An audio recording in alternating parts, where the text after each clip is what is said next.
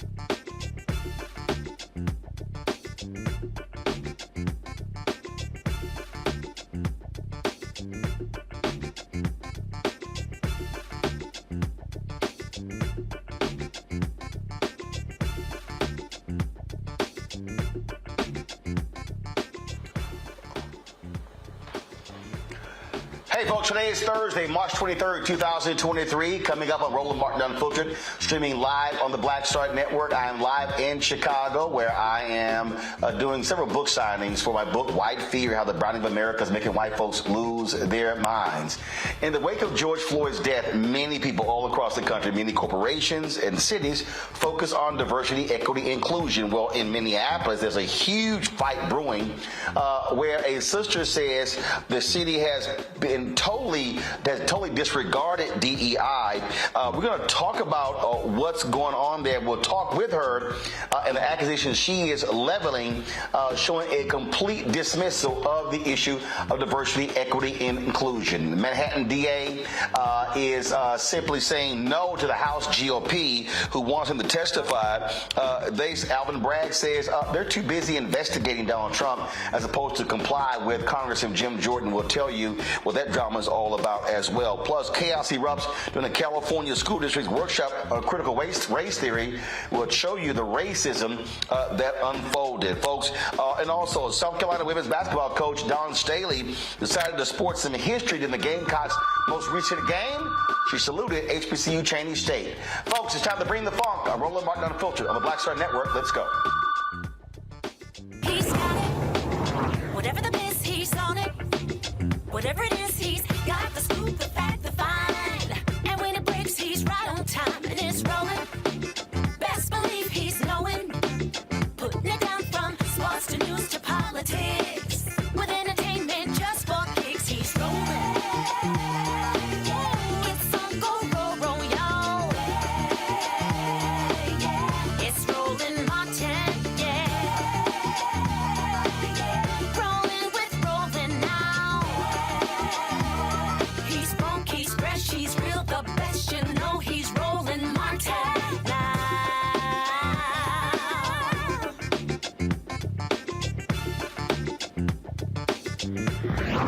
Martin.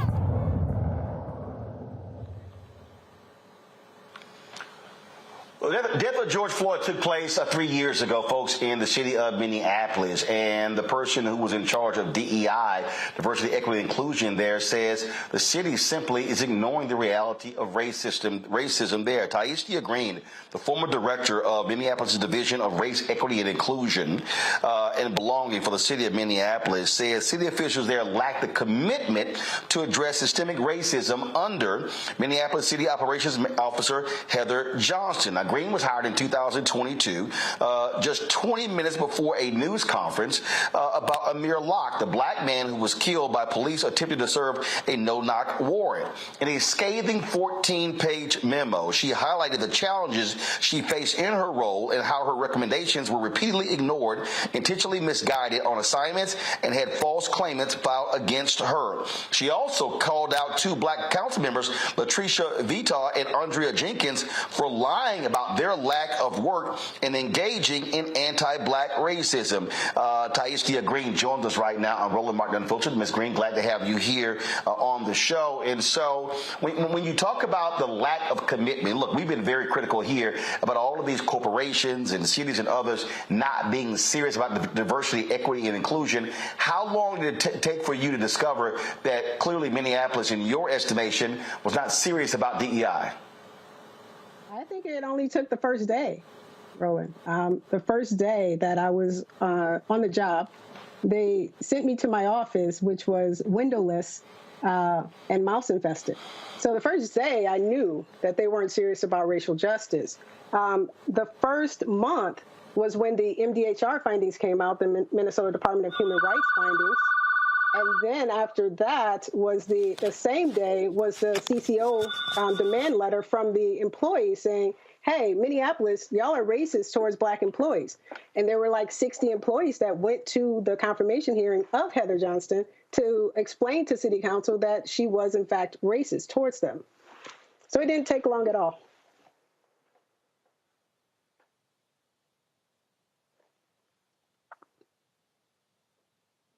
So what was interesting to me in terms of what you just laid out there, when you wrote this memo, what was the reaction? What did they say? Was there a meeting? Did they say, hey, let's address your concerns? They didn't respond. I sent that memo on March 6th. And on March 13th, I got a call from Heather Johnston, my direct supervisor, saying that I would have to be unappointed or I would have to resign. I didn't hear from anyone that I sent that memo to. I sent it to. I'm sorry. What does unappointed means? The position that I held in Minneapolis was an appointed position, so it's a city official position, and it's appointed by Mayor Fry. Okay, so were they saying, hey, either you resign or we're going to fire you? Yes, that's exactly what they were saying. Either you resign or we're going to fire you. Exactly a week after I sent that memo. And which option did you take?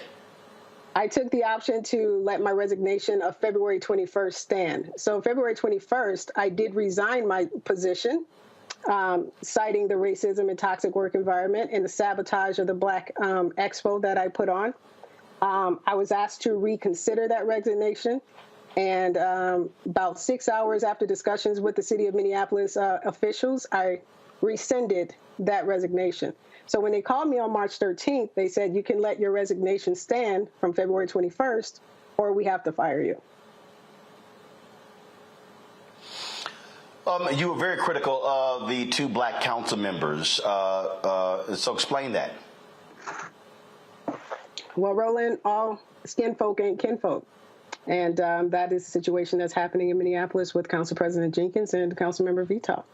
Councilmember Vital, excuse me, has been going around the city, in the community, defaming my character with Black groups in the community in regards to this all-Black expo that I was trying to put on for the city. The very first one in 2023. For Black History Month. Minneapolis has never done anything for Black History Month for the Black community. And the first one that we do, Patricia Vital is out there discrediting the event, saying that I owned, the event planning company, that I paid myself $242,000, that I'm stealing money from the city. She started all of those lies within the community and within my workplace. What happens now? I'm going to live my life, Roland, but I'm going to make sure that the city of Minneapolis is held accountable for their toxicity and the racism in their enterprise.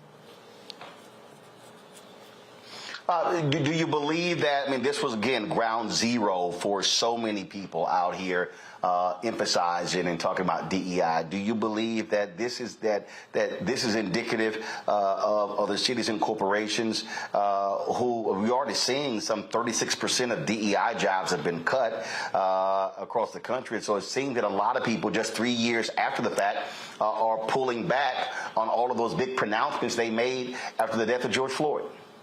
Absolutely. There is definitely a backlash happening right now. You know how the pendulum swings when there's something, racial justice, we get something, and then the pendulum swings so far back that we're right back to where we were, or worse than where we were before we started. And so that's definitely happening around the country, where people are taking back their commitment towards racial justice after the murder of George Floyd. And Minneapolis is no different. And with the leadership of Heather Johnston and Mayor Fry, I fear that Minneapolis will be worse off in racial justice than it was before George Floyd was even murdered. Hold tight 1 second. I got to go to break. When we come back, I'm going to read to you the response the city of Minneapolis sent us with regards to your allegations.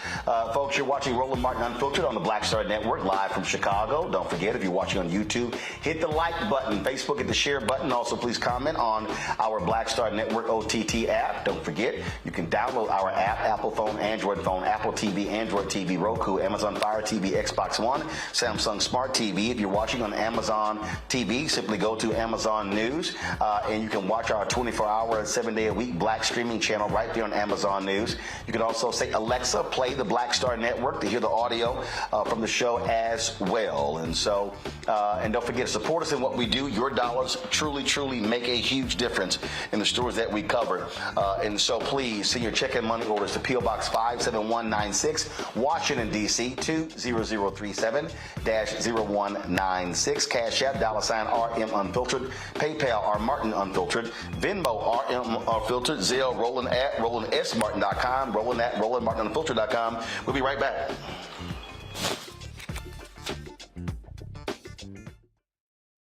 Hatred on the streets, a horrific scene, a white nationalist rally that descended into deadly violence. White people are losing their damn minds. As an angry pro-Trump mob storms the U.S. Capitol, we've seen shooting. We're about to see the rise of what I call white minority resistance. We have seen white folks in this country who simply cannot tolerate black folks voting. I think what we're seeing is the inevitable result of violent denial. This is part of American history. Every time that people of color have made progress, whether real or symbolic, there has been what Carol Anderson at Emory University calls white rage as a backlash. This is the rise of the Proud Boys and the Boogaloo Boys. America, there's going to be more of this. Here's all the Proud Boys, guys. This country is getting increasingly racist in its behaviors and its attitudes because of the fear of white people. The fear that they're taking our jobs, they're taking our resources, they're taking our women. This is white fear.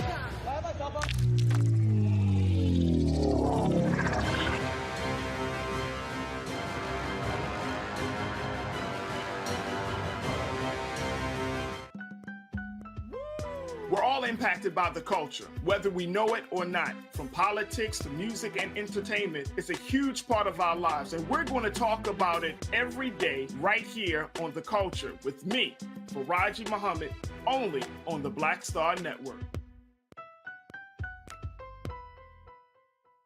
You want me to do something crazy, but I don't know what to do. I'd rather just sit here. I'm Chrisette Michelle, and you're watching Roland Martin, Unfiltered. I mean, could it be any other way? Really? It's Roland Martin.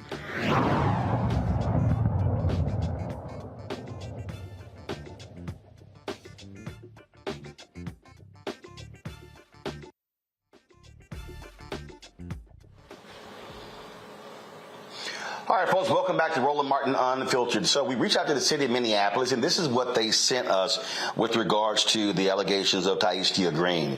The city disagrees with the characterization of the events outlined in the memo you shared in the news article.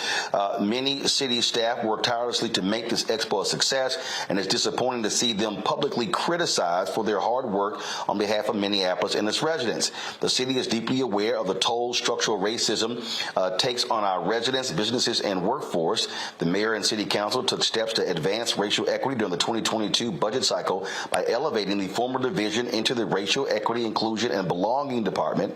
In doing so, the city enhanced the influence and stature of this work in the city enterprise. The city backed up its department creation by investing nearly $800,000 more than for the 2023 budget than the prior year in increasing staffing capacity.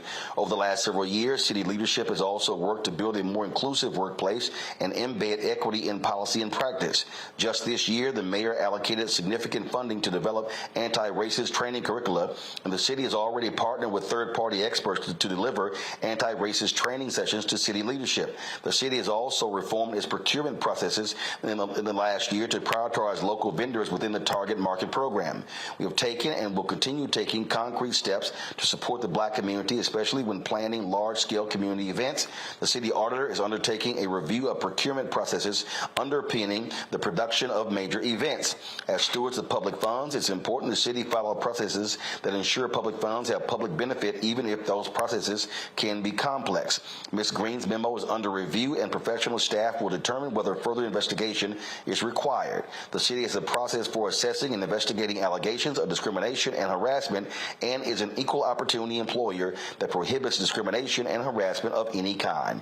All employment decisions are based on merit, performance, competence, qualifications, job requirements, and departmental need without regard to race, color, sex, including pregnancy or gender identity, religion or belief, national origin, sexual orientation, marital or parental status, disability, age, political affiliation, membership in an employee organization, military service, genetic information, or any other legally protected status or characteristic.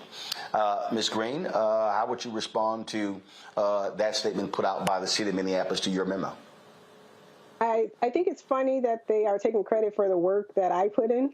And I also think it's funny that they're claiming that they increased my budget by $800,000. when most of my projects on my staff are multi-million-dollar projects, so $800,000 they know will not cover anything that I'm doing within the racial equity realm. The other thing, though, there was another thing that you said about them elevating my division to a department. When I was working at the City of Burlington and they offered me this position 20 minutes before the Amir Locke presentation or press conference, I put in my counteroffer that this position had to be a department head. I had to be the leader of an actual department. That was already solidified before I even got on the plane to come back home to Minneapolis. So I just think it's funny that they're putting in that information into their response. What is next for you? Roland, I plan to hold the city accountable. I put this memo out as the leader of that department, as the expert in this city, to say what we are doing as an enterprise is wrong. And there are several examples of why it's wrong and how it's wrong. So I'm calling on Jacob Fry, I'm calling on Heather Johnston to do something, even though I called those people out within the memo. I attached the HR director. Hey, I need you to investigate this. So the investigations that they're talking about that's happening right now, I called for those a week before they fired me. So I feel like I'm still going to hold them accountable for what they're doing. Minneapolis is a big machine. It's a big beast. And they're using their political and economic power to try to destroy me and try to silence me. But they won't. They will not. I will speak out about this. I will tell the world what they're doing in Minneapolis, the home of the murder of George Floyd, and how they continue to perpetuate not only systemic racism, but outright blatant racism every single day for the Black employees inside of that enterprise. And then after that, Roland, I'm just going to live my life. Michelle, appreciate it. Thank you. Okay. All right. Well, we appreciate it. Thank you very much for joining us. Thank you, Roland. Thank you for having me. I'm bringing my panel, Dr. Greg Carr, Department of Afro-American Studies, Howard University, host of the Black Table on the Black Star Network. Reese Colbert, founder of Black Women Views, also has her own show every Saturday on Sirius XM Radio. Lauren Victoria Burke, who writes for the NNPA. Glad to have all three of you here. Reese, I want to start with you. I mean, this. And look, people have heard, I'm sorry, my apologies, Erica Savage, founder of the Reframe Brain, my bad, read that wrong. Sorry about that, Erica. So, Eric, I'll start with you. This is the thing that I had been focused on, and it has been sort of driving me crazy. And I keep trying to explain to people that, and again, whether you believe what Ms. Green says or not, I'm speaking overall about this DEI thing. I literally was at a private luncheon here in Chicago where I was signing copies of the book, and I was talking about how most of DEI is bullshit. And if you look at the trajectory of the history to understand the whole deal, there were positions in the 70s, and if you read Ellis Cose's amazing book, The Rage of a Privileged Class, he talks about African Americans who were stuck in vice president for community affairs jobs. These were the Negroes who were sent to black events to hold up large checks in small amounts. You go into the 80s and 90s, and then it became the chief global diversity officer or the head of diversity. And then now all of a sudden with DEI is diversity, equity, and inclusion. And the reality is, even with the DEI jobs, 75% of all DEI jobs in America are white. So even in that job, which is supposed to be about diversifying corporate America, they still white. And so what this is it is a nationally, which is why, again, why I'm here signing copies of my book, White Fear. It is white culture dominating, white viewpoints dominating, and they still are not serious about this idea of diversity, equity, inclusion, and making sure that we have a piece of the pie. Oh my goodness, yeah, and that's the way that they've always wanted it to be, right? And you were talking about that number. I was reading something closer to 80% that chief diversity officers are largely white men. So when we're now starting to hear more about diversity, equity, inclusion, we can just think back to a clip that you played a couple of weeks ago where we had a lawmaker from my home state of Georgia, using DE&I in an inflammatory way to say that the train derailment that happened in Ohio was because of DE&I funding that was not provided for the train, which absolutely makes no sense. But we see these terms, woke, we see the bastardization of these words in a way to really get the base riled up. It is a way to get those people who understand that the numbers are shrinking, that we're getting closer to 2040, 2050 when the demographics will shift, when there will be a white minority and a people of color majority. And so they are throwing as much gas, as much fuel as they can to the fire to make the shrinking base more upset and more aggressive towards any efforts that would actually make the country work better. So what Ms. Green has shared, unfortunately, with regards to an appointed position at the local level, and this is why, again, people should be involved in what is happening in their city. I'm thinking that not knowing what happened during the proceedings of bringing up this event to let the community know that these things were happening, that if there were enough ears to the ground, that there could have been pushback to ensure that not only was the event held at a proper time, but that it was, in fact, successful. And this is what we mean by holding people accountable. So we have to pay attention to these hot button issues, because these are things that flamethrowers continue to flow in order to make people more scared, but also bring the base out to vote. Lauren Burke, the city released, they said, released a report, and they said that there was an investigation into all of this, and they said that that they cannot substantiate the allegations she made against Heather Johnston. The city released a 22-page investigation report conducted by the Green Espel law firm with regards to the allegation of the racist and toxic work environment. And then they said that there were some of the concerns were addressed. The thing that I keep, again, just trying to tell people over and over and over again, that the problem that we have here is that if you want to truly confront and deal with this issue, you have to deal with what is structural, and you have to deal with who is in power. That's what it boils down to. Who is in power? Yeah, well, yeah, you'd have to deal with structure and of course, power, but also a lot of what was in that statement that was given to you with regard to Ms. Green, these are quantifiable things. You know, when you see in statements language like, we have donated significant funding, or we've done this or that with no numbers attached to it, you know something is probably wrong, because obviously with the government, everything is quantifiable. The amount of people hired, the amount of budget resources and money that goes to a specific department is all quantifiable. Obviously, Ms. Green correctly pointed out that if you're not the director of something, you know, it's effectively meaningless, which it is. And of course, at most of these jobs in government, if you have no budget and you're not in charge of hiring and firing, then you're not really in charge of anything. So these DEI things are really just a PR move for the most part in a lot of these offices, to be able to say that they can point to a certain office and say, we've hired this person, this is the DEI person, so we can't possibly be racist because we have the DEI person. Of course, none of that is true. We know that. We know the history of this country. We know how hard it is for the majority, the white majority in this country, to deal with the history of this country when it comes to black people and discriminating against black people. That all plays into this. And now politically, on the political side, the Republicans are using DEI as a proxy for, hey, white people, you know, these black people are getting something, or are going to get something, a job, a benefit, or whatever, that are not qualified. So sort of a proxy for saying quota, or that quota is about to happen. Of course, it doesn't matter that none of that is true. If you can message it and get it into a newspaper or get it into a media platform, it's true for whoever reads it, and that's the end of the story.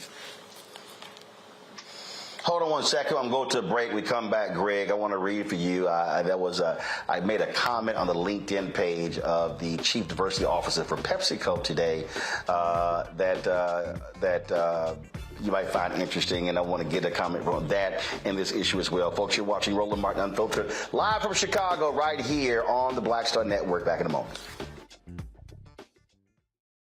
On the next A Balanced Life with me, Dr. Jackie, re-entry anxiety. A lot of us are having trouble transitioning in this post-pandemic society and don't even realize it. We are literally stuck between two worlds, in purgatory. How to get out of purgatory and regain your footing and balance. What emotions they're feeling and being able to label them, because as soon as you label an emotion, it's easier to self-regulate. It's easier to manage that emotion. On the next A Balanced Life on Black Star Network. When you talk about blackness and what happens in black culture, we're about covering these things that matter to us, speaking to our issues and concerns. This is a genuine people-powered movement. There's a lot of stuff that we're not getting. You get it, and you spread the word. We wish to plead our own cause. Too long have others spoken for us. We cannot tell our own story if we can't pay for it. This is about covering us. Invest in black-owned media. Your dollars matter. We don't have to keep asking them to cover our stuff. So please support us in what we do, folks. We want to hit 2,000 people, $50 this month, raise $100,000. We're behind 100,000, so we want to hit that. Y'all money makes this possible. Check some money orders. Go to P.O. Box 57196, Washington, D.C. 20037-0196. The Cash App is $RM Unfiltered. PayPal is R Martin Unfiltered. Venmo is RM Unfiltered. Zelle is Roland at RolandSMartin.com. You want me to do something crazy, but I don't know what to do. I'd rather just sit here. Hi, this is Cheryl Lee Ralph, and you are watching Roland Martin, Unfiltered. I mean, could it be any other way? Really? It's Roland Martin.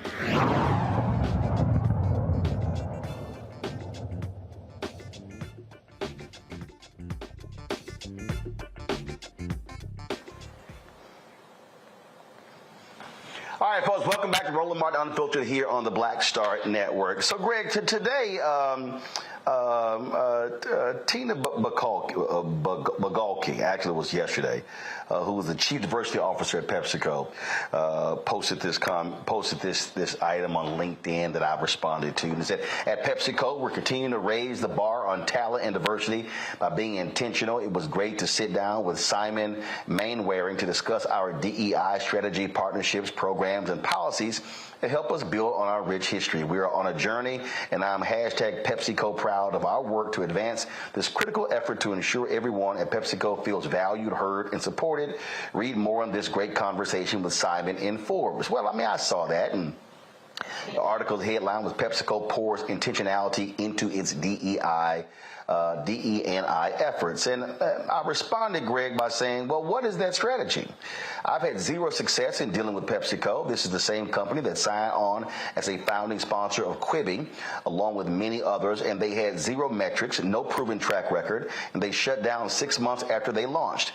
Quibi sold out their $150 million inventory and had no data to show. PepsiCo would never give millions of ad dollars to a black-owned startup. All I've gotten is empty meetings with PepsiCo, and I have a proven track record, successful show, and the only black news and information digital channel. My frustration is echoed by many in the black-owned media space. We're tired of press releases, panel discussions, and social media posts.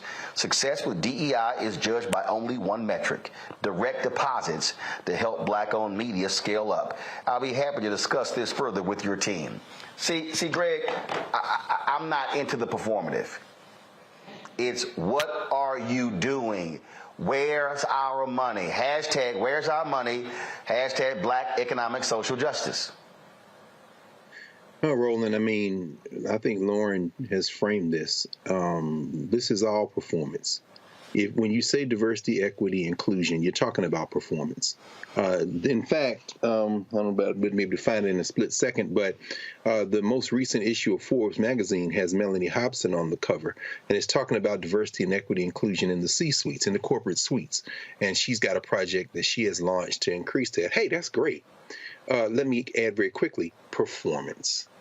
How does that benefit the masses of black folk? When you start talking about a black-owned, black-run, black content, progressive, liberation, grounded, black media unit, that's not something they're going to fund without pressure.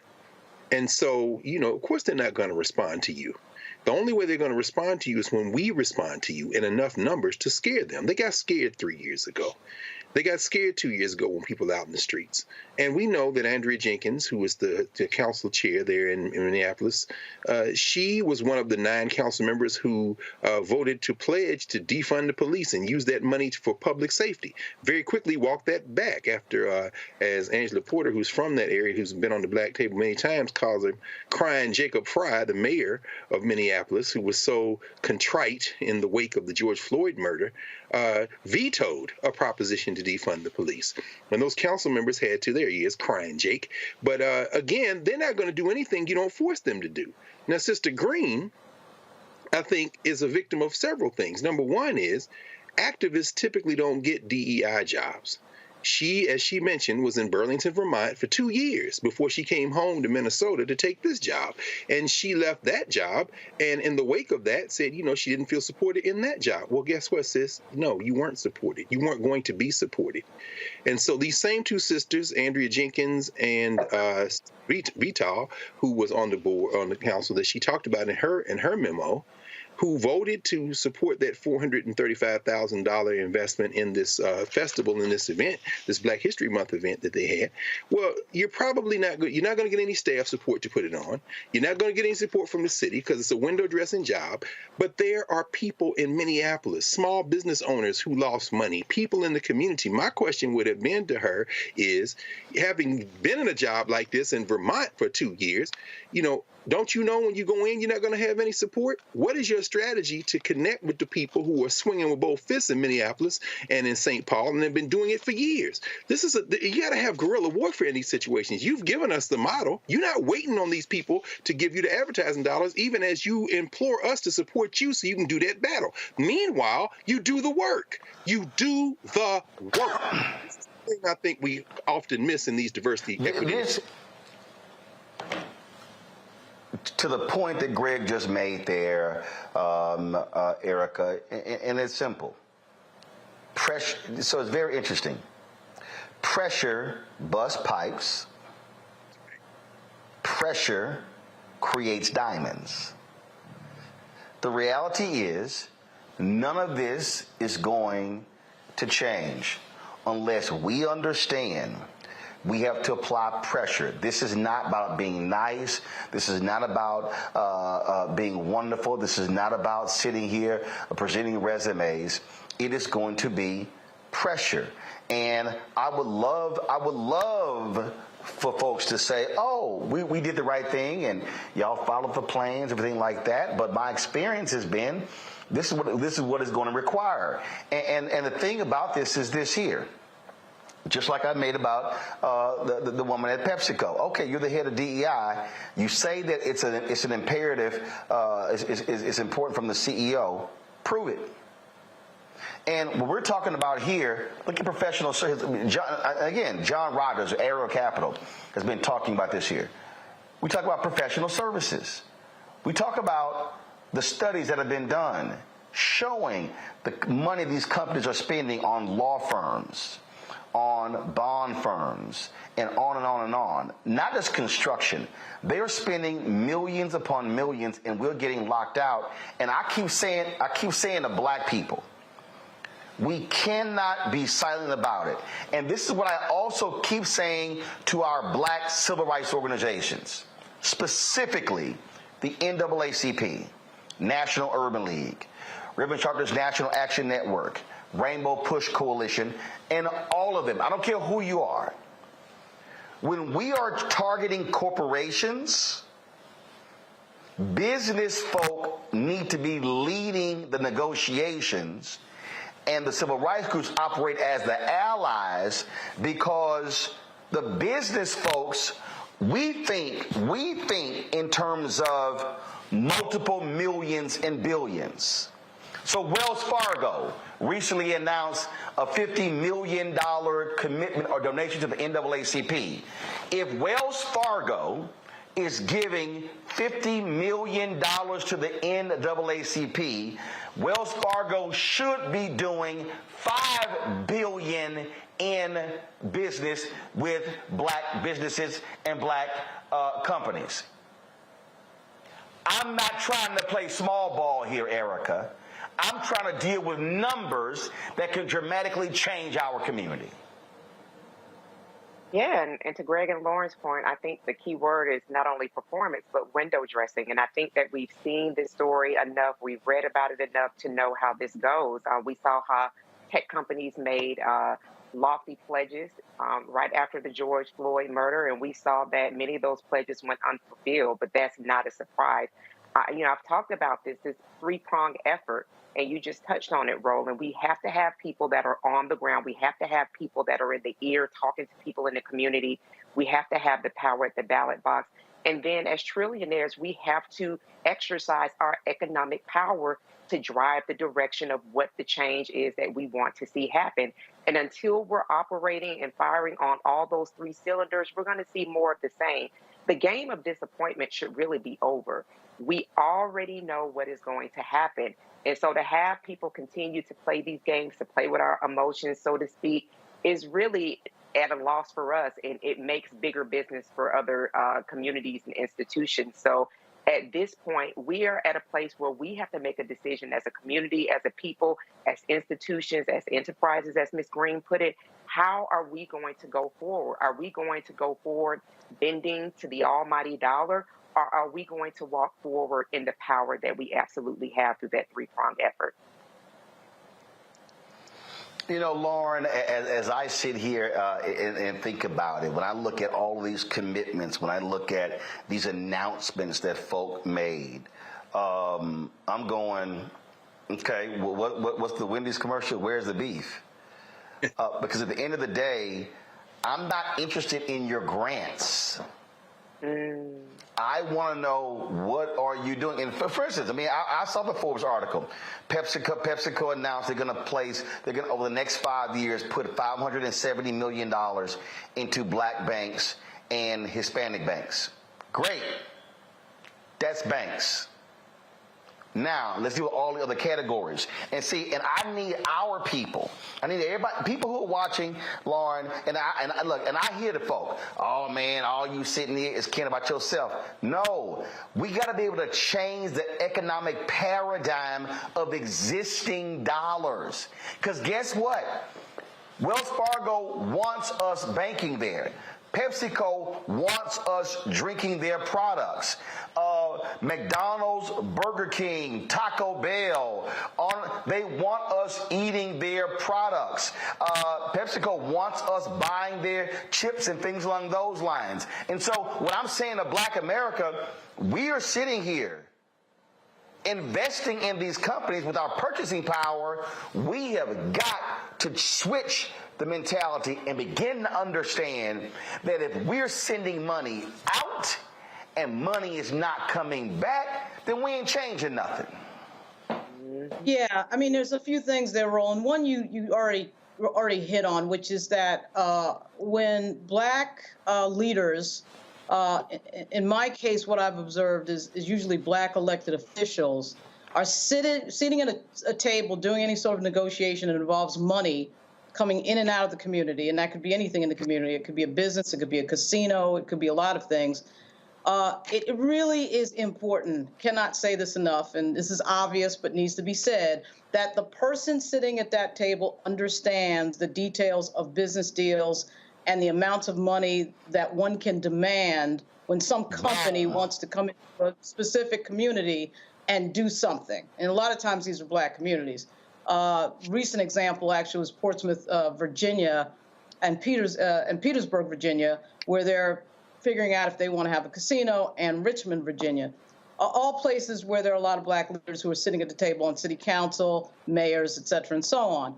And if you don't have somebody at that table when that negotiation happens that is specifically making specific demands about where that money is going to go when that money starts getting made at a place like a casino, but it could be another business as well, there are going to be big mistakes, multi-million-dollar level mistakes, and it happens all the time because typically people who come into elected office are not typically business people who deal with millions and millions of dollars. And that type of mistake has happened in the black community a lot on big levels. And you know, it can't be said enough that money and leverage that we have in the community with our buying power has got to be somewhere in the conversation. It all really comes down to who leads that conversation in the moment of truth in some meeting someplace. And I cannot tell you how many times these types of issues have been messed up by people who took poli-sci at some liberal arts school instead of taking, you know, the MBA class or a business class, and they end up in elected office as the mayor or somebody in the state senate or whatever it is, having absolutely no idea what they're doing in a business discussion. And that has cost the community, that's cost the Black community millions and millions of dollars. And people like Maynard Jackson and Marion Barry, I mean, people need to study some of these leaders who knew what they were doing at the table, particularly Maynard Jackson. Yep. And so that's been a huge issue on this. Hold on 1 second and go to a break. I want to come back and talk about this here. And I know folks who are watching, and somebody might be saying, man, it's a lot of other news to talk about. I'm going to say this again, and I want y'all to understand this. If you are not having a money conversation, you're not having an American conversation. You're watching Roland Martin Unfiltered on the Black Star Network. Coming up on the next Black Table, a conversation with Professor Howard W. French on his new book, Born in Blackness, covering 600 years of global African history and helping us understand how the world we know today is a gift from Black people. There could have been no West without Africa and Africa. That's on the next Black Table with me, Greg Carr, only on the Black Star Network. On the next, A Balanced Life with me, Dr. Jackie, Re-entry Anxiety. A lot of us are having trouble transitioning in this post-pandemic society and don't even realize it. We are literally stuck between two worlds, in purgatory. How to get out of purgatory and regain your footing and balance. What emotions they're feeling and being able to label them, because as soon as you label an emotion, it's easier to self-regulate. It's easier to manage that emotion. On the next, A Balanced Life on Black Star Network.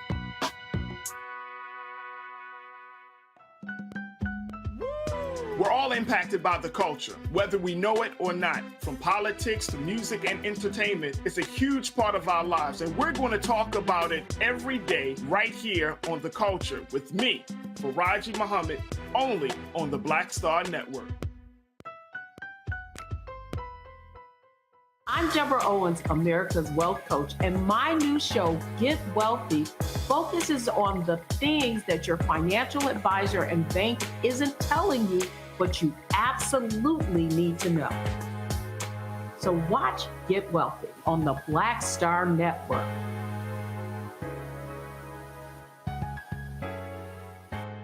Hi, I'm Israel Houghton with Israel and New Breed. What's up, what's up? I'm Dr. Ricky Dillard, the choir master. Hey, yo, peace world. What's going on? It's the Love King of R&B, Raheem Devon, and you're watching Roland Martin Unfiltered.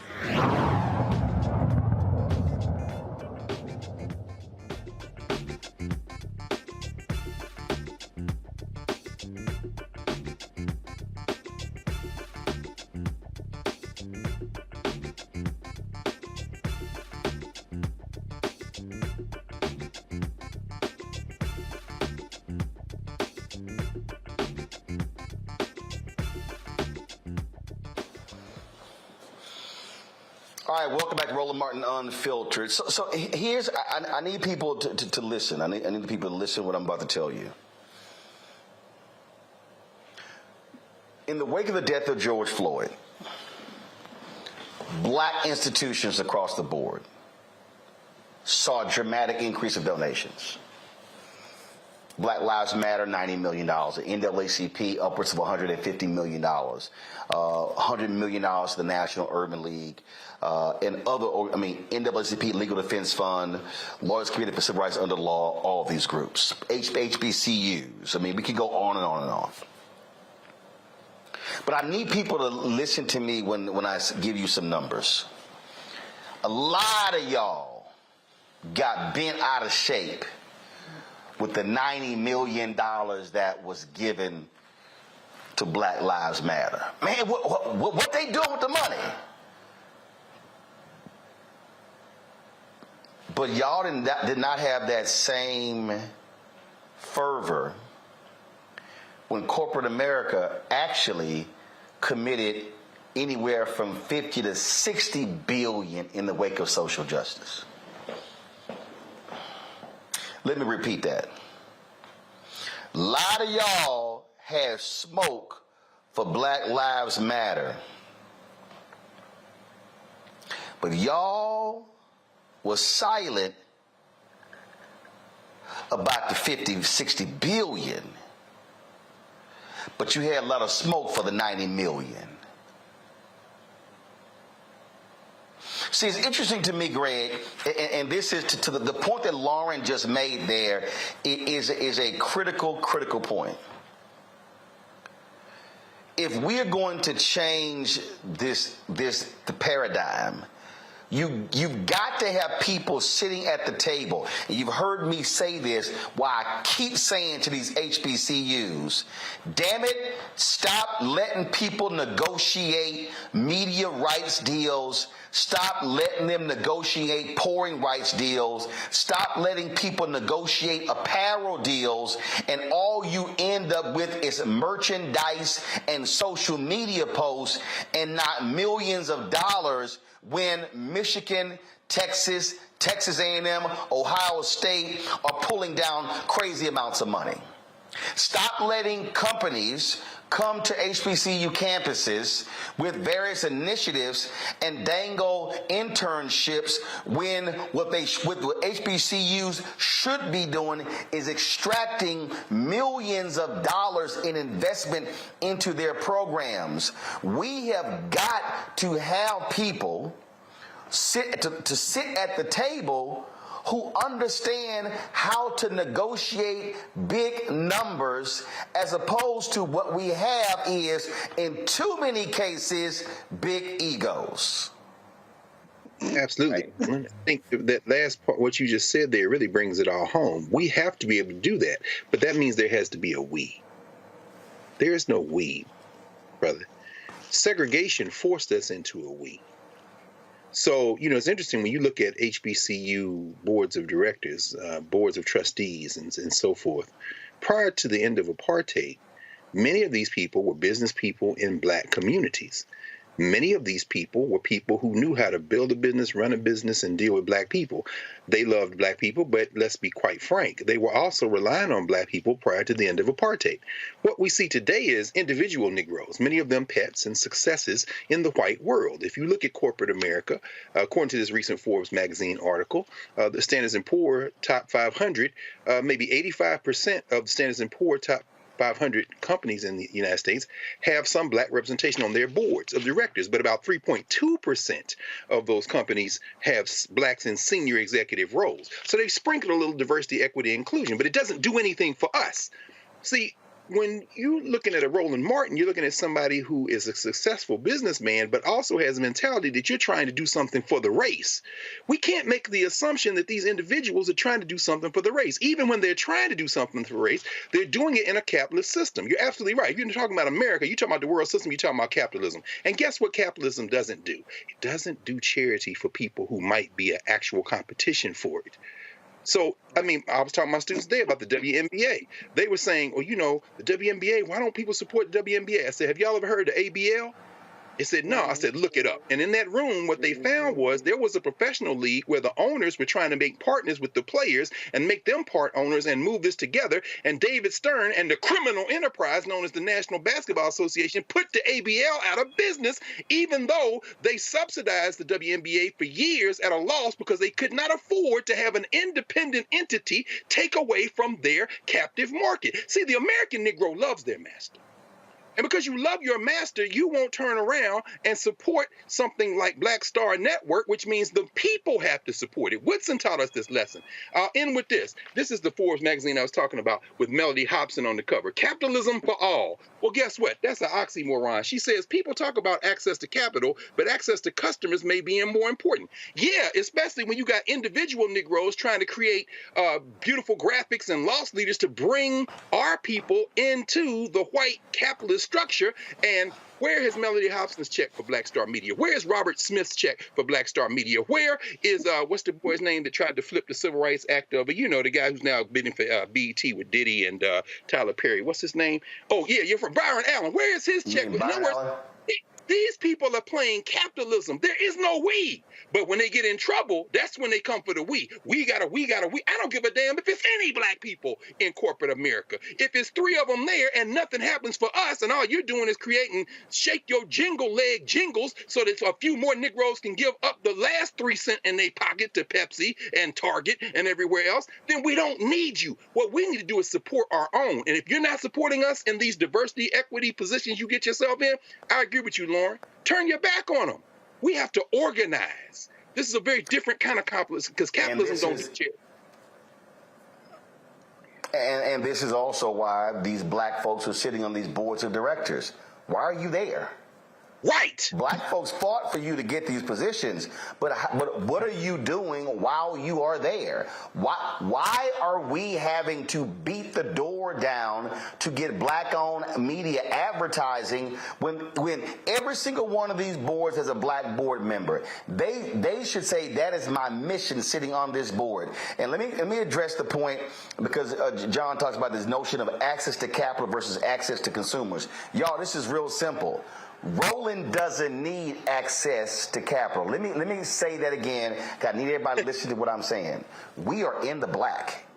We are profitable. I don't want a loan. Come on, brother. I want contracts. See, if I get contracts, I don't need loans. Loans, I gotta pay back. If I get contracts, then I'm still able to pay folk. Y'all, if we get more contracts, we don't need lines of credit. The lines of credit simply allows us to be able, if the company is going to be paying on a 180-day term, 6 months, well, the line of credit allows me to pay my expenses while the money is coming in. The problem, contracts. And that's, if y'all want to understand why we keep having all these other conversations, what's happening in Black America, it's because we are being frozen out of the economic pie. And so they want access to black consumers. They want access to black pocketbooks. They want access to black minds. They want to hire black people to be creative to produce the ad. Listen, I'm going to say this again. They want to hire black people to create the ads to get black people to buy more things, but they don't want to run the same ads that black people create on black-owned media. So please, you tell me what that is called. We call that sharecropping. My. They understand that. They understand who's in charge. Y'all understand. But again, we have to have the courage to challenge them saying, where's the return on investment? Folks, so here's the deal. I am headed out. I'm headed to a meeting with my frat brother, Don Thompson, the former CEO of McDonald's, who is doing some amazing things with his wife, Liz, driving this issue as well. So I'm about to go meet with him.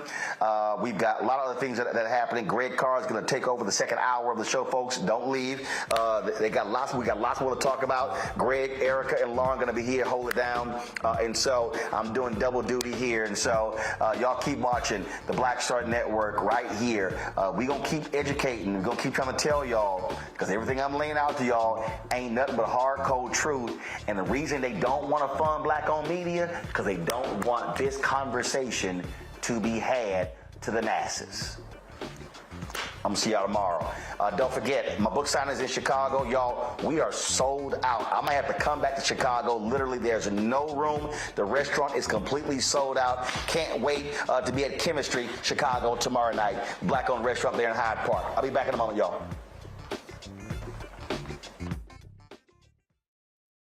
A lot of these corporations or people that are running stuff push black people if they're doing a certain thing. What that does is it creates a butterfly effect of any young kid who, you know, wants to leave any situation they're in, and the only people they see are people that are doing this. So I gotta be a gangster, I gotta shoot, I gotta sell, I gotta do this in order to do it.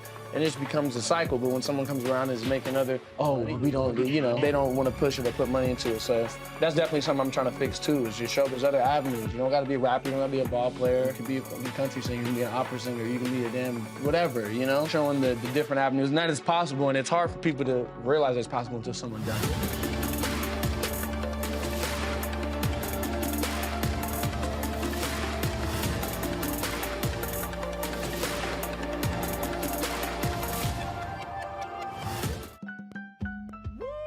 We're all impacted by the culture, whether we know it or not. From politics to music and entertainment, it's a huge part of our lives, and we're going to talk about it every day right here on The Culture with me, Faraji Muhammad, only on the Black Star Network. Hi, I'm Dr. Jackie Hood Martin, and I have a question for you. Ever feel as if your life is teetering and the weight and pressure of the world is consistently on your shoulders? Well, let me tell you, living a balanced life isn't easy. Join me each Tuesday on Black Star Network for A Balanced Life with Dr. Jackie. We'll laugh together, cry together, pull ourselves together, and cheer each other on. So join me for new shows each Tuesday on Black Star Network, A Balanced Life with Dr. Jackie.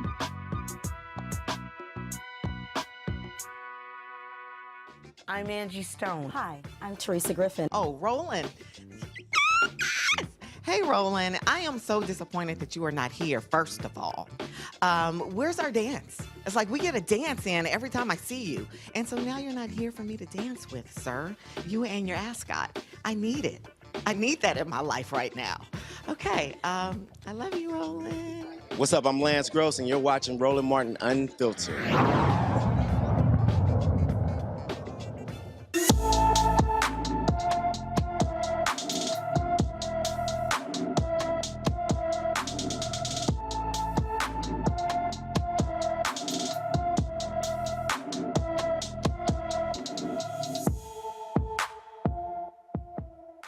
In our Black and Missing segment tonight, we are talking about Tevin Powell.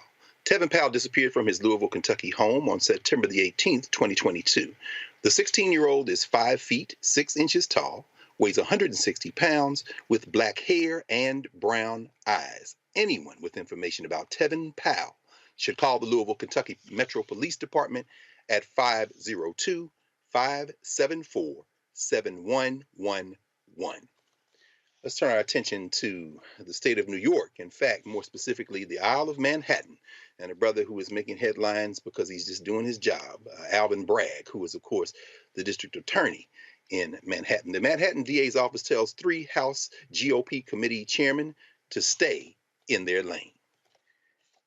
Let's see now that we have writing on Alvin Bragg, General Counsel Leslie B. Dubeck penned a letter to the representatives saying that the Republican chairman's request in an unprecedented inquiry into pending local prosecution. You've probably been looking at Jim Jordan and others who are trying to get Alvin Bragg to testify before Congress. Apparently they don't understand how government works. Dubeck's letter is in response to a letter that the GOP chairman sent to Bragg earlier this week seeking information about the Trump case and federal funding for the DA offices that the DA office receives. She said that Bragg's office would not allow the congressional investigation to impede New York from them exercising, quote, New York's sovereign police power. There we go. The right wing likes to talk about federalism, except when they want to use the federal government as a cudgel. She did inform them that they would prepare a letter describing its use of federal funds. Bragg's office wants to meet with committee staff to understand the precise information they seek, which can be shared within, quote, constitutional obligations. Lauren, you've covered the Hill. You've covered a lot of political backs and forths in many different state houses and federal state houses. What the hell is Jim Jordan asking Alvin Bragg? And how would you advise the Manhattan DA's office to respond to this? Well, I don't know that they need any advice. Their response was what I suspected it would be. As somebody who was born in the Bronx, it was not unfamiliar. I only wish that Robert Morgenthau was still alive. When I was a little kid, he was the DA of Manhattan. in the 1970s. I think he passed away just a few years ago in 2018, 2019. This is the type of outrageous, ridiculous, arrogant request that somebody like Robert Morgenthau would have really slammed down. I think Alvin Bragg's office was being very polite. I know a lot of the media is like, ooh, it was a strong response. Well, I'll tell you what, if that was Cyrus Vance in there or Morgenthau, it would have been even stronger. There's this air with Jim Jordan and a lot of these Republicans that we have in Congress now of, you cannot boss us. You cannot tell us what to do. We tell you what to do. We tell you how it's going to be. We dictate the pace. Nobody can ever tell us anything. That was the same air that Donald Trump had, which is, it is an arrogant vestige of white supremacy. This idea that how dare this black DA be telling us what to do? How dare we have to listen to his, guidance in any way, shape, or form? He's never going to boss us. So they're flexing to their supporters, and they're sort of carrying this idea that nobody can ever tell us what to do. There is no authority over us. We get to tell Alvin Bragg to come hither. It is all complete nonsense, complete, unadulterated, clear nonsense. And they'll do it until somebody slaps them down, which is typically a court or another lawyer or somebody else in authority that understands this is all nonsense. But in fact, they do need to be slapped down, or they just get bigger and more bold and more arrogant. And that's what you just saw. Absolutely. Absolutely. It's interesting to hear you say that, Lauren. Certainly they could be slapped down. And the voters to keep returning these people to office, even though they're doing nothing for their constituents, nothing for their districts. Jim Jordan hadn't passed a piece of legislation yet, and yet he's got time to do all this. I'm wondering, Erica, as somebody who has literally worn the uniform of the United States and has been threatened with being put in harm's way to defend this country, I wonder if you have any thoughts about how this erodes the morale of people who have real needs in this country. And while they are waiting for people who they elected to return something to them by way of our tax dollars, they have to turn on the television, and sadly, some of them watch Fox and other places where they're deluded and they think these people are fighting for them, and they see this kind of shenanigans. Meanwhile, their lives continue to erode. I mean, any thoughts on this back and forth and what it does to people who are just trying to live their lives and wondering why Congress never does anything in moments like this, except things like this? Sure. So to the first point, the question that you asked me, I think that this is kind of the really built into the fabric of this country, in that it goes to show that white nationalism is in fact global, and that the notion that it is supreme is definitely laughable. But when you talk about the uniform, I think that, one of the things that I thought about with people that do serve in the military, most people that serve in the military are people that go to work. That's just a part of their job, that they do serve sometimes in peacetime, but that in the event of war or active theater, that they are saying that they are available to go to whatever space that's necessary. But on the face of it, again, this is built into the fabric of the country. And I think that, when we look at historically over the past couple of elections, this is what Republicans have not only said that they would do, but they actually published pieces to say that this is what they're going to do. So it continues to go back to what are we going to do in response to that? We can't just do anything. That, the son of a Klansman would go on to his social media channel of choice and use language like calling District Attorney Bragg an animal really is par for the course. It goes back to what white nationalism is, and that it continues to be dogged in its whole apparatus to make itself supreme, which it shall not, never will be, and won't. And it isn't. So to people who are going about the business of working every day, a part of our work is to ensure that our present and our future has a better space than what we're facing right now. And it goes back to that three-pronged attack, but it also does beg us to be more conscious about what we can do in some of the time that we do have available, because Republicans did promise this level of chaos. And so we've got another year and a half to go until at least on the congressional side, well, the House side rather, to make a decision about who's going to return to Congress. And unless people want to see more of the same, we're going to see the same thing unless we actually exercise some of the power that we have if we don't have the ability to be on the ground, which is to go to the ballot box and ensure that unless in cases of gerrymandering, that we are able to have individuals in the office that do speak for us. Absolutely. Well, let's turn, speaking of the ballot box, let's turn to elected officials in the extremely gerrymandered Magnolia State, Jackson, Mississippi. In Jackson right now, there has been a commission put together which has only one black lawmaker and 9 whites to negotiate the final version of a bill that would expand the territory of a state-run police department inside Mississippi's majority black capital city. Lieutenant Governor Delbert Housman and House Speaker Philip Gunn, both Republicans, finished selecting the senators and representatives to work on the final versions of the bill. The committee has 8 white Republicans, 1 white independent, and 1 black Democratic House rep, Representative Earl Banks, as a negotiator of Jackson. I may have a little bit of a voiceover, but Mississippi's Republican-controlled state house passed the bill to expand areas patrolled by the state-run Capitol Police in Jackson and create a new court system with appointed rather than elected judges. Now, Banks, of course, voted against the bill. The negotiators face a deadline to finish their work by next week. The Senate voted to expand Capitol Police territory to the entire city, but the House voted for an expansion only into relatively affluent shopping and residential areas. When we come back from our break, we're going to ask Erica and Lauren their thoughts on this revived White Citizens Council in Mississippi as they try to take over the city of Jackson. So we'll be back in a moment here. You're watching Roland Martin Unfiltered on the Black Star Network. We'll be right back.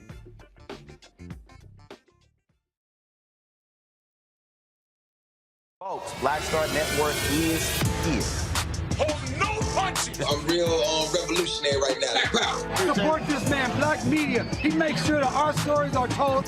Thank you for being the voice of Black America, Roland. Stay black. I love y'all. All momentum we have now, we have to keep this going. The video looks phenomenal. See, this difference between Black Star Network and black-owned media and something like CNN. You can't be black-owned media and be scared. It's time to be smart. Bring your eyeballs home.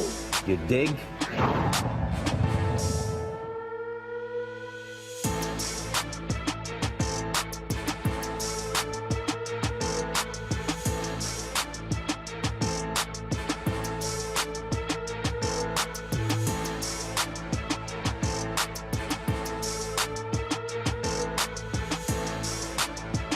Coming up on the next Black Table, a conversation with Professor Howard W. French on his new book, Born in Blackness, covering 600 years of global African history and helping us understand how the world we know today is a gift from Black people. There could have been no West without Africa and Africa. That's on the next Black Table with me, Greg Carr, only on the Black Star Network. Hello, I'm Bishop T.D. Jakes. How y'all doing? It's your favorite funny girl, Amanda Seals. Hi, I'm Anthony Brown from Anthony Brown and Group Therapy. What up, Lana Well, and you are watching Roland Martin Unfiltered.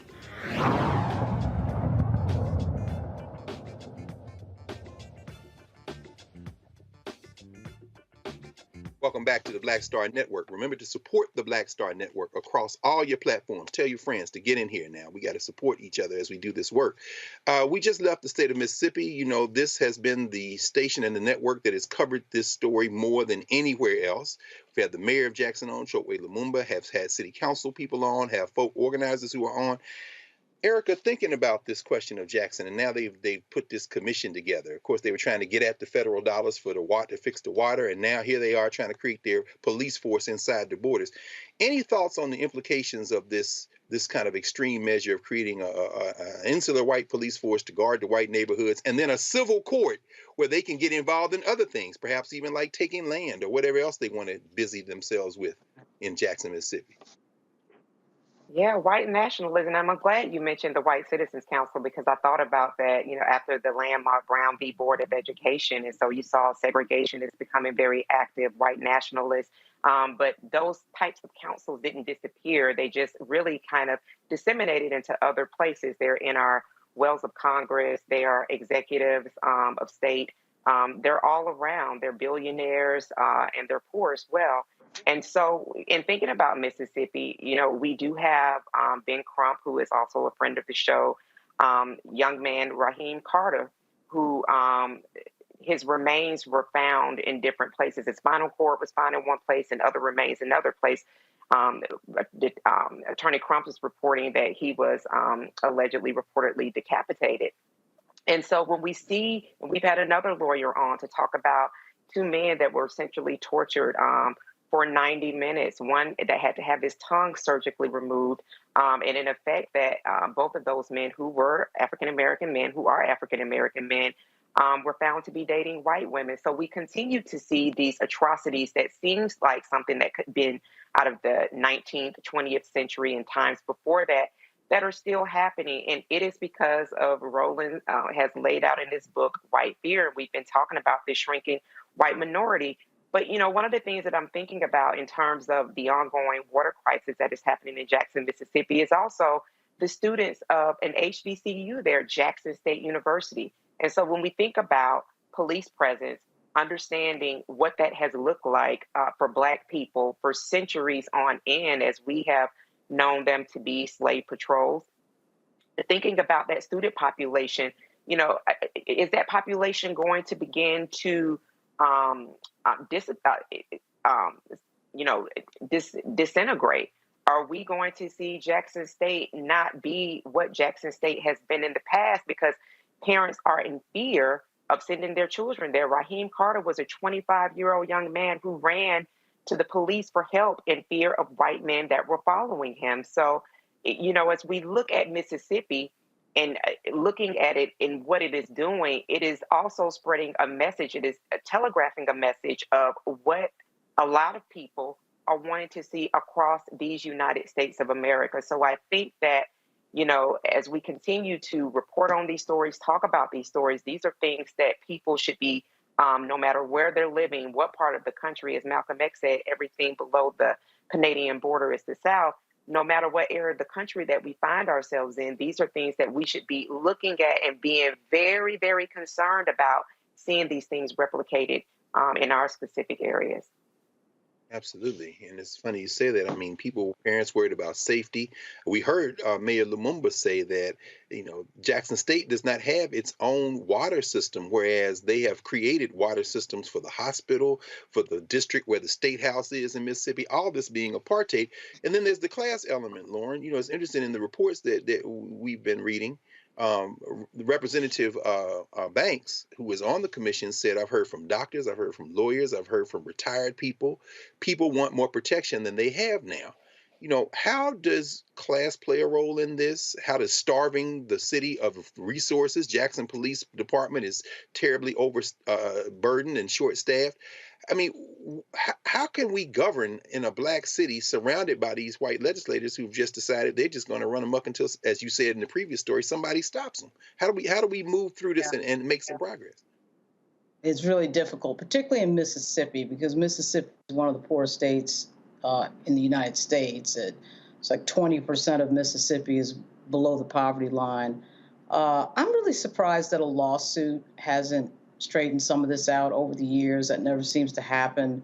The allocation of resources is obviously based on some sort of racist paradigm, and everybody can see it. When you have in Mississippi, 38%, almost 40% of the population is Black, but in Jackson, it's like 80% Black. And so it's a pretty amazing thing. I thought one of the most interesting things that you said in the open to the story that they're demanding is this idea of appointed but not elected judges. Of course you would have to want appointed and not elected judges when you have a population that's 80% Black, because if the Black people were making the decisions, which of course they're, functioning in this world where that that of course, don't want that to happen, they would have, of course, all the control over elected judges and any other elected officials for that matter. So there really isn't anything new here. I mean, this is Mississippi. This is the Mississippi of the 1920s, the 1930s, the 1800s. I mean, it's the same Mississippi it's always been. And other than the words from Nina Simone's song, Mississippi Goddamn, coming into my head, I really don't have that much of an answer for it. It just is. I've only been to Mississippi. I've been to Mississippi a few times, just going to Tunica for Benny Thompson's retreat. But other than that, I don't know too much about Mississippi other than the history that we all know, the reality that we all know. That has been some of the worst realities for African Americans in the United States, something that is never completely faced, something that is never completely looked in the eye of. And the way it's going, we don't seem to be getting too much closer at getting them to look in the eye of their own history. So it just repeats itself. As I don't need to tell Dr. Carr, it repeats itself. No. I mean, I think you're right, Lauren. I mean, I've been to Mississippi many times. I love flying into Medgar Evers Airport and sitting in the history. You're surrounded by it, and we know that their history isn't in just books. The people fight. There's a new book, Jackson Rising Redux, Callie Akuno and Matt Meyer. We know that Mississippi is not going to take this land down. Certainly not the black folk in the city and in the state. Another sister who has been on these airways many times, Rukia Lumumba, the sister of Chokwe Lumumba, the mayor. Of course, their parents, of course, Nubia and Chokwe Lumumba, who were the previous mayor. There will be lawsuits. There will be fights. In fact, both of them are lawyers. In fact, Chokwe and Rukia. Let's move to another battleground for a few minutes. We're going to go out to California. This is actually, since we've been talking about Mississippi, the South in my tongue would pronounce this Temecula Valley, but it might be Temecula Valley. But at any rate, it's in California, and we're looking at critical race theory. We just saw what happens when black people speak publicly about critical race theory, and we also know that conservatives are trying their best to erase black history for the last few years. In fact, they've coined ban critical race theory, or as they might call it, CRT, which is not taught in grade schools, by the way, as their rallying cry. Well, during this year's Conservative Political Action Conference, also known as CPAC and some other names we won't repeat here, one woman clarified what she thought should be taught in schools. Well, and I get very aggravated because I notice the folks who push CRT do not seem to take the time to teach about Frederick Douglass, who was a great black founding father. They have erased the work of early black people in this country. Frederick Douglass, Harriet Tubman, many of these things, we're not taught about them and their full capacity. Right. So what we need to do is we need to get rid of this CRT nonsense and start teaching more about what Harriet Tubman, Frederick Douglass, John Brown, the person who stole the Confederate ship, W.E.B. Du Bois, Marcus Garvey, Malcolm X, Martin Luther King, Farrakhan. I mean, you know, the list goes on. The list goes on. It's crazy. It is a robbery of both black and white children to not teach that history, because black children should be knowing that there were great black leaders that they can identify with. And it's like none of these kids know who Marcus Garvey is. Yeah, exactly. Now, while we're letting that percolate, and our ally there doing the best he can, it's Du Bois, as Dr. Du Bois often reminded, not Dubois. And the guy he couldn't name was Robert Smalls, who stole the ship, the Planter, in South Carolina and sailed that Confederate ship. Of course, came back as a congressman. But while we're letting that percolate, maybe we'll get both of yours comments after the break. I want to put this one on the table in the spirit of that. That wasn't from California. That was from CPAC a couple of weeks ago here in the DMV. But in California, there was a brother who spoke up at a critical race workshop and was removed. Chaos and confusion, in fact, erupted during a California workshop about critical race theory. A black man who attended the workshop decided to speak up during the event to share his dismay with the board's decision to ban CRT when it's not even taught in their classrooms. Dear Temecula Valley School Board, I am writing to express my deep disappointment and disapproval of your recent decision to bring in a panel of so-called experts on critical race theory, CRT. It is widely recognized by the vast majority of experts that bringing CRT into the K-12 classroom is just as outlandish as bringing calculus to the first grade classroom. Neither idea is viable or credible. Therefore, it is asinine to ban CRT when it isn't even taught in any K-12 classroom in the United States of America. Your continued, blatant, willful ignorance of the Black experience in this country is not only shameful, but also detrimental to the education and growth of our children. As Frederick Douglass once said, I say it with a sad sense of disparity between us. I am not included within the pale of glorious anniversary. Your high independence only reveals the immeasurable distance between us. The blessings of justice, liberty, prosperity, and independence bequeathed by your fathers are shared by you, not me. The sunlight that brought light and healing to you has brought stripes and death to me. This 4th of July 30 seconds. Is yours, not mine. You may rejoice, but I must mourn. It is disappointing to see people who have a problem with history being taught. It is not Ruby Bridges who has a problem with history being taught accurately. It is the people who threw rocks at a 6-year-old. It is for trying to simply go to school whose grandchildren might learn and see their pictures and recognize their faces as they were throwing rocks at this little girl instead of taking progress. Thank you, Dean. Thank you.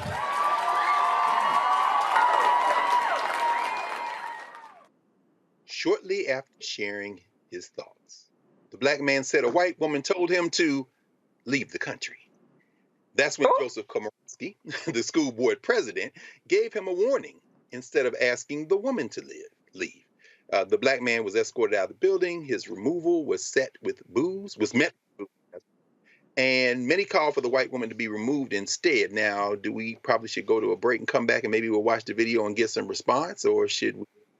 So what we'll do is right now is say that we're watching Roland Martin Unfiltered here on the Black Star Network, and Sisters Lauren and Sisters Erica will certainly have a lot to say. We're going to show this video of the man getting left out, and we're going to go to break. And when we come back, we're going to have a hot time in the old town, as Malcolm would say. Back in a moment here on the Black Star Network.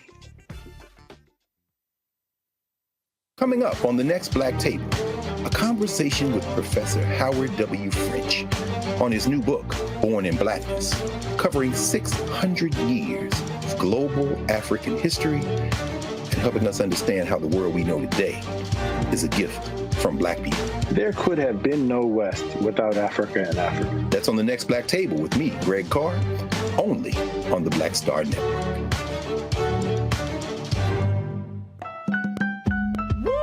We're all impacted by the culture, whether we know it or not. From politics to music and entertainment, it's a huge part of our lives, and we're going to talk about it every day right here on The Culture with me, Faraji Muhammad, only on the Black Star Network. I'm Deborah Owens, America's Wealth Coach, and my new show, Get Wealthy, focuses on the things that your financial advisor and bank isn't telling you, but you absolutely need to know. So watch Get Wealthy on the Black Star Network.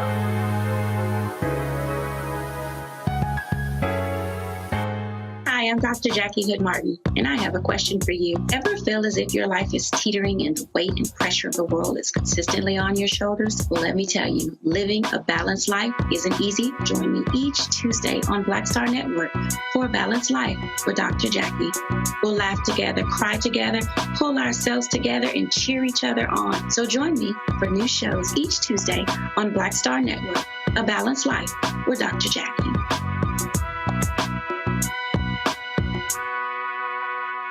What's up, y'all? I'm Will Packer. Hey, everybody, it's your man, Fred Hammond. Hi, my name is Brescia Webb, and you're watching Roland Martin Unfiltered. Ow. Well, I like a nice filter usually, but we can be unfiltered.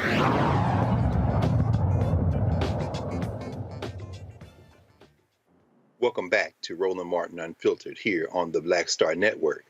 When we left, we heard a very stirring excerpt from What to the Slave is the 4th of July from Frederick Douglass. A brother stood at the school board meeting and had some comments on the attempt to ban something that isn't even taught, critical race theory, in the classroom out there in that California school district. And as we told you, the school board president, Joseph Komorowski, instead of asking the woman who told the brother to leave the country to leave, he gave a warning to the brother who stood up and bravely confronted this foolishness. Let's take a watch. Let's look at the video of that moment when the school board president asked the brother, warns the brother instead of asking the person who should have been asked to leave to leave. If I feel that way, why don't I get out of the country? My family. Sir, that's your first warning. The second warning, you'll be asked to leave. She said get out of the country. She told me to get out of the country. My family has been here since August 16th, 1619. Sir, that's enough. And Jamestown, in Virginia, my family is here. We've been slaves for 400 years. Jason, please escort this man out of the building. Thank you.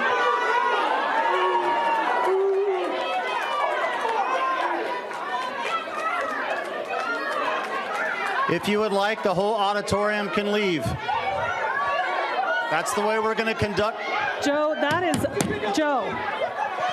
We need order in the building, or I'll let everybody leave. I object to that. All right, if this 10-minute woman recess. said that to him, 10-minute recess. she needs to be excused.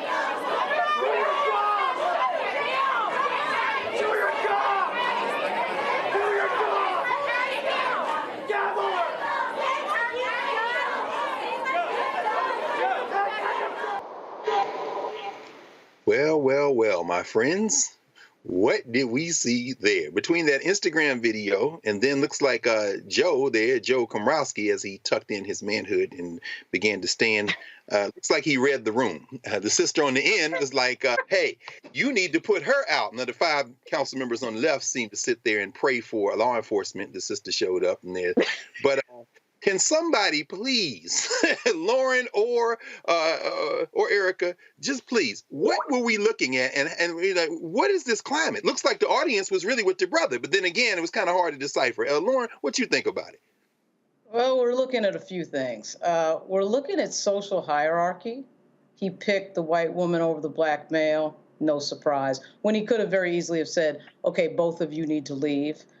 You know, in fairness to him, he may not have heard what the woman said. Of course, the woman in the audience yells up at him and tells him what the woman said. He can clearly hear what the black male said because the black male's yelling at him. Salute to that guy, by the way, who's from Virginia. My mother's from Virginia. We need more guys like him in Virginia. But anyway, there's some social hierarchy.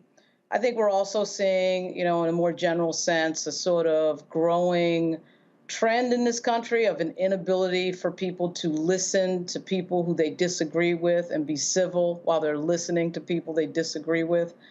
In my line of works in the government, whether it was the federal government or the state government in New York or Virginia, I've had to be in many meetings where I was listening to people I did not agree with. I sat there, I listened, it was civil.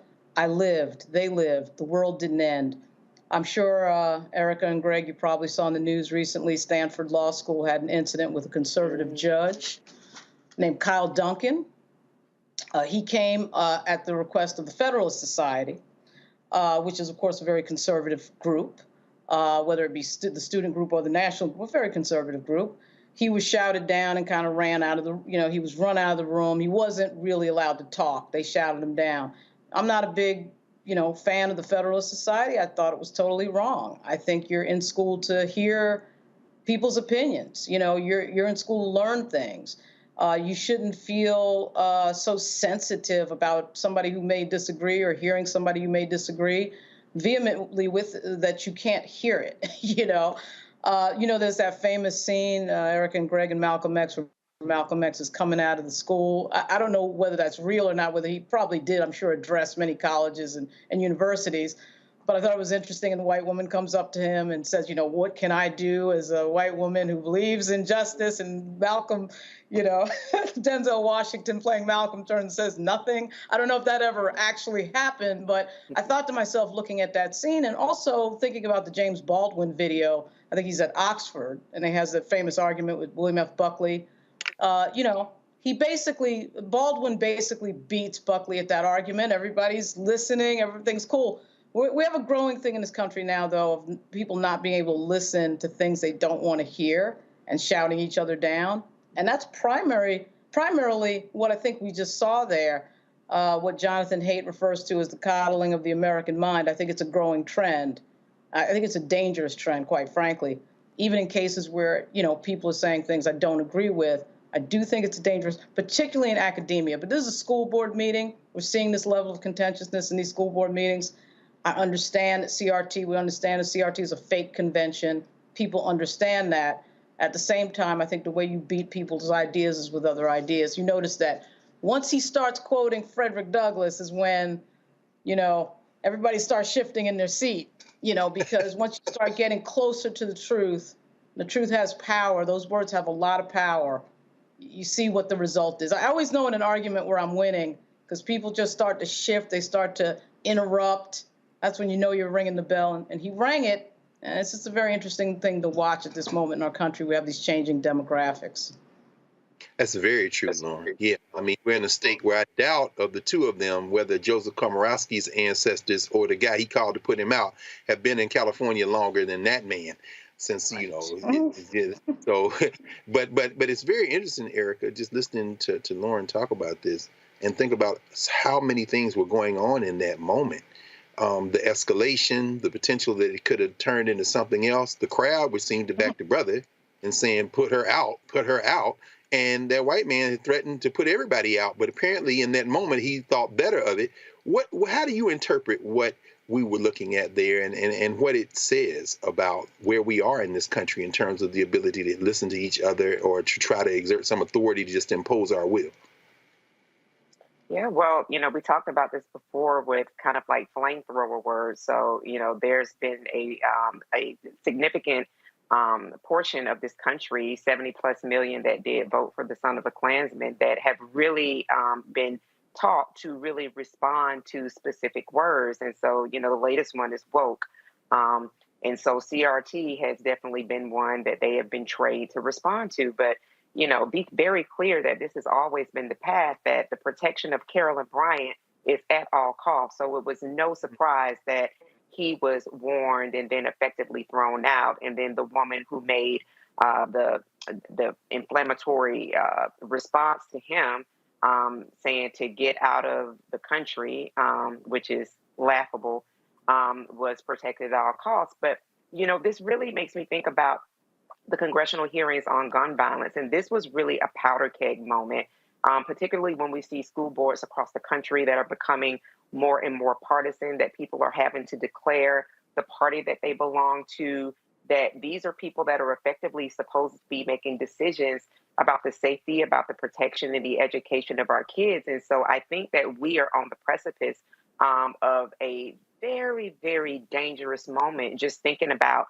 if there could have been one person that would have been in that room, God forbid that at, hearing voices elevated, a black man and a white woman could have begun to shoot.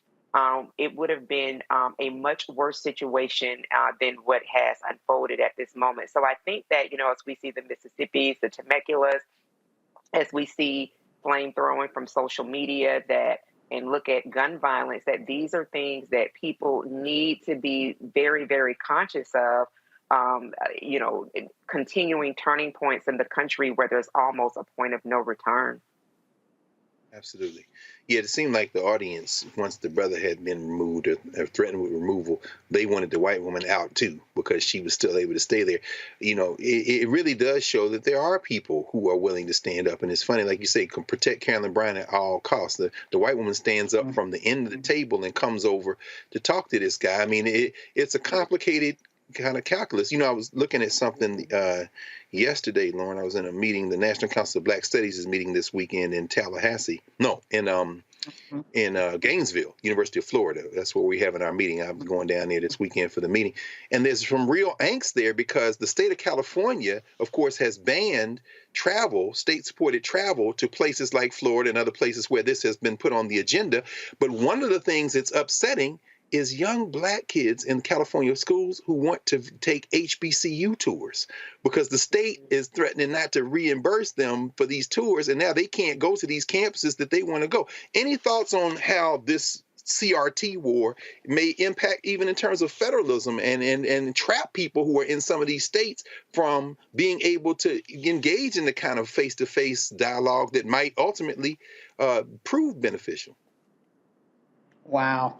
I mean, that's where we get into a space where I think talking about boycotting and, one of the languages that these people understand, and I'm sure DeSantis will understand it, is money, But Florida, of course, is so dependent on tourism and people visiting the state that there's got to be a pathway in there. There's got to be a discussion about, I think anybody just floating the discussion would probably do it, particularly if it was one of our major civil rights groups. And I understand that our civil rights groups, for the most part, are owned by corporate interests. I mean, we understand that. But at the same time, any sort of rumor of discussion might get that going. But it all goes back to you have to win at the ballot box. And of course, the Florida Democratic Party currently is in shambles, but the pendulum always swings back. The demographics in Florida will allow them to, at some point, recover, at least on the left. The right is doing very well at beating them now, but I think, frankly, the Andrew Gillum moment is what really scared them and got them galvanized, and it works both ways. What's happening right now in Florida will scare the Democrats, and then they'll work harder. So until you fix that political problem, we're going to be having these discussions. But fortunately, these things power doesn't last forever. 4-year terms don't last forever. 2-year terms don't last forever. It just takes planning and organization and some real tough talk about what has to get done. Absolutely. Wise words. And when we come back, we're going to probably stay in the South for a couple more stories, but we're going to be back in a moment. Thank you, Lauren. Roland Martin, Unfiltered, here on the Black Star Network. We'll be right back.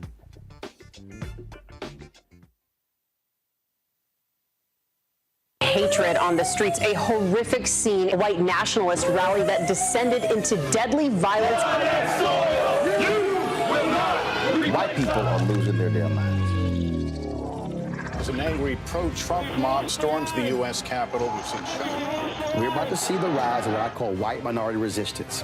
We have seen white folks in this country who simply cannot tolerate black folks voting. I think what we're seeing is the inevitable result of violent denial. This is part of American history. Every time that people of color have made progress, whether real or symbolic, there has been what Carol Anderson at Emory University calls white rage as a backlash. This is the rise of the Proud Boys and the Boogaloo Boys. America, there's going to be more of this. Here's all the Proud Boys, guys. This country is getting increasingly racist in its behaviors and its attitudes because of the fear of white people. The fear that they're taking our jobs, they're taking our resources, they're taking our women. This is white fear.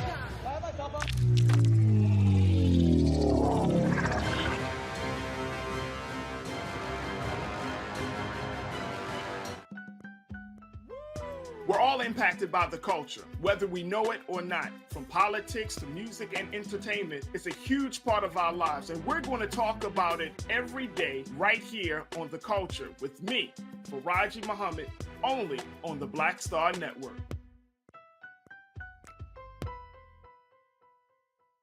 Hi, this is Cheryl Lee Ralph. Hello, everyone. It's Kiara Sheard. Hey, I'm Taj. I'm Coco. And I'm Lily. And we're SWV. What's up, y'all? It's Ryan Destiny, and you're watching Roland Martin Unfiltered.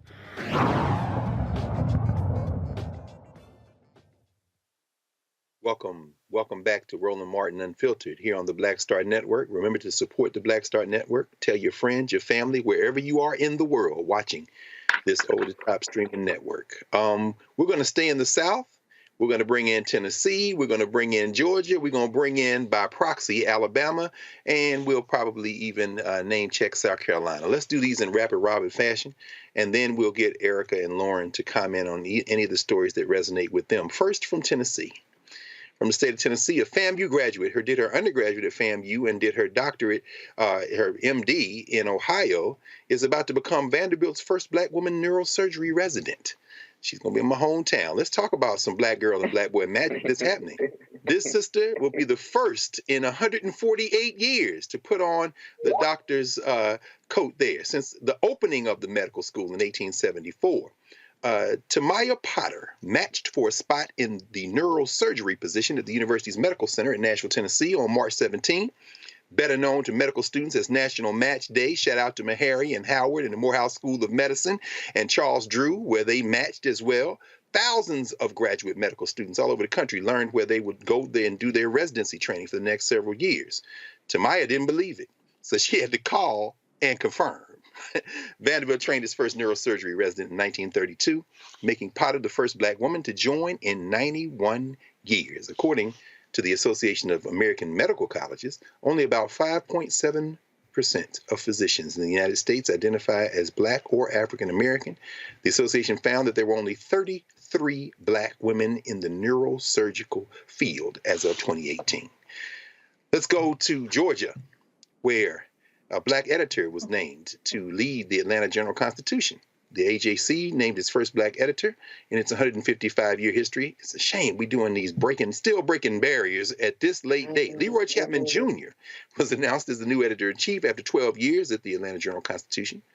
He's been serving as its managing editor since 2021. So as Lauren knows, he's been running the paper, so now he gets to be the editor. He will take charge of a new staff operating about over 125,000 print and digital subscribers and about 6 million unique online monthly visitors. Before coming to Atlanta, Chapman worked in South Carolina as a government editor at the state newspaper in Columbia and as a columnist and editorial writer at the Greenville News. The 30-year journalism veteran will succeed Kevin Riley, who plans to retire later this year. Our next story involving Amir Questlove Thompson, who is from Philly, but his people from Mobile, Alabama, as we found out as he helped work on the documentary on the Clotilda there in Mobile. One of the nation's most celebrated artists has found another creative outlet. Grammy Award-winning artist Questlove is launching his own book imprint at MCD Books, which is a subsidiary of Farrar Straus Giroux, FSG. Named in honor of the late artist Prince, Aua Books, as in that bird call that Prince and Morris Day and them used to do, will feature a mix of fiction and nonfiction that ranges from memoirs to books about music, history, and business.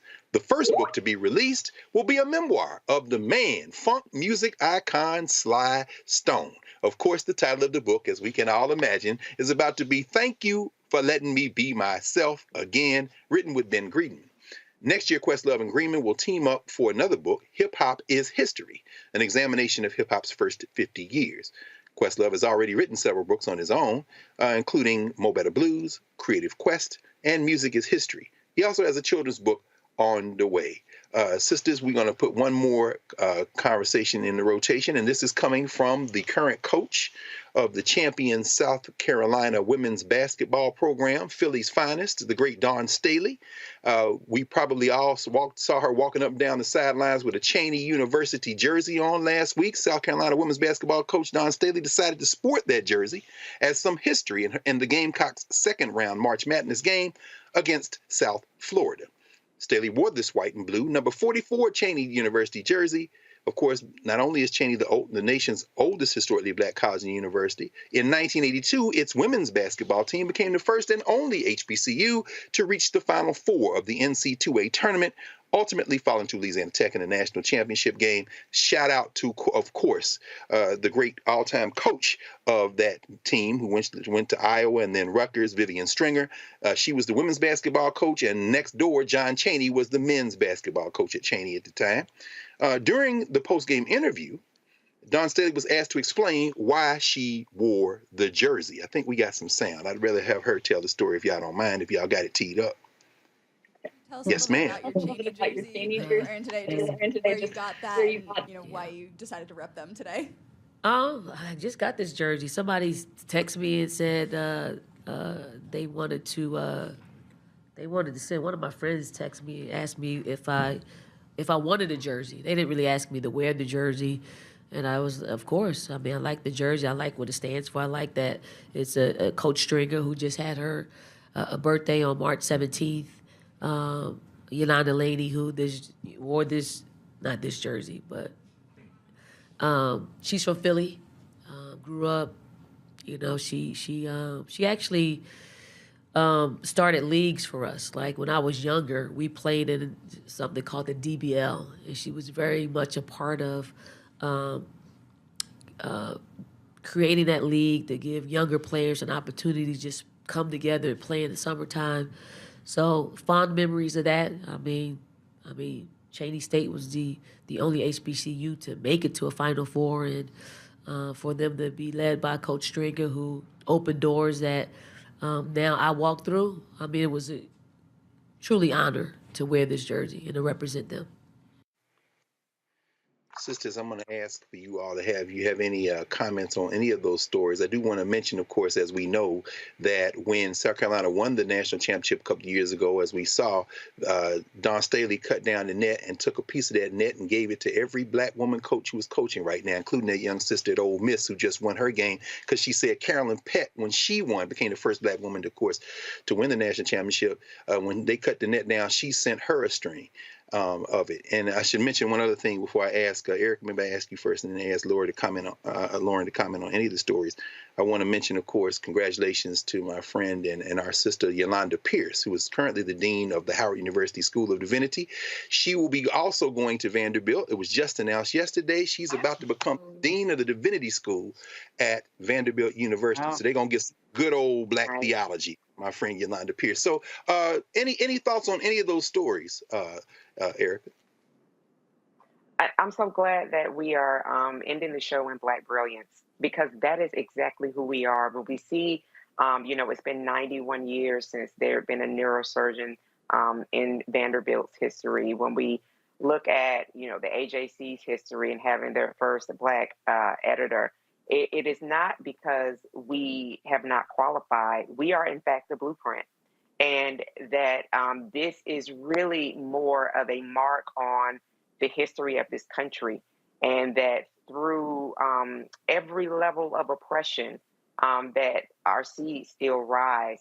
When we see Dawn Staley, who I have so much respect and honor for, she is such an amazing human being, and really the way that she carries herself and cares for her team is something to be spoken about. I would always think about, if she maybe looked a different way, that, there would be wall-to-wall coverage up here. But, I digress. I feel like should know that in the culture that she is so important to see, and that her influence will continue. She's really, and many other Black coaches have really reshaped the way the game is looked at, and the way that players play, and really the way players empower themselves, at least at the collegiate level and beyond. So it is just so wonderful to see that through every lever of oppression that folks throw at us, that still the seeds rise. It's just wonderful to end the show on such Black brilliance. Absolutely, absolutely. And while you mentioned Dawn Staley, Eric, it reminded me, as an adopted Philadelphian myself, we can't, I'd be remiss if I didn't shout out Dobbins High School, Dobbins Tech, which of course is her alma mater, also the alma mater of Hank Gathers, who we also remember. So Dawn Staley got nothing but love from Philadelphia. So Lauren, and then I was thinking about, comment please on any of the stories. I was thinking particularly about that AJC story, because, you know, what are we talking about when you put somebody as a captain of a ship when the print media doesn't seem to have figured out where it's going? I mean, please, anything on any of the stories, but I just thought about you as we were thinking about that, because I know it's tough times out there for regional and local media. Very tough times because of Google and Facebook stealing all the ad money, basically monopolizing all the ad money. But that Leroy Chapman story is a big thing. You know, 155 years, the Atlanta Journal-Constitution is 155 years old. I think the Washington Post is 157 years old, never had a black editor. They passed over Eugene Robinson, and in my view, passed over Kevin Merida, who's now the editor of the LA Times. So to see Leroy Chapman be at the top of the Atlanta Journal-Constitution, which is a storied paper, of course, in Atlanta, the Mecca, and that's a really amazing thing, because it's rare, very rare, that a black person is controlling the content of what goes on one of these platforms. I mean, the Washington Post right now doesn't even have a black person on their editorial board. It's a 8-person, I think, editorial board at the Post. And the city that some have referred to as Chocolate City, still majority black, though barely. And so for Atlanta to do this is huge. I mean, it is huge. I cannot tell you, as somebody who's been, you know, I worked at USA Today and ABC News, you get in these bigger newsrooms, and the higher you get, the whiter it gets, and usually the maler it gets. There is a woman who is a top editor at the Post and at Associated Press right now. But there's never been a black person in charge at the Associated Press or the Washington Post. The New York Times has actually done it, I think, twice, right?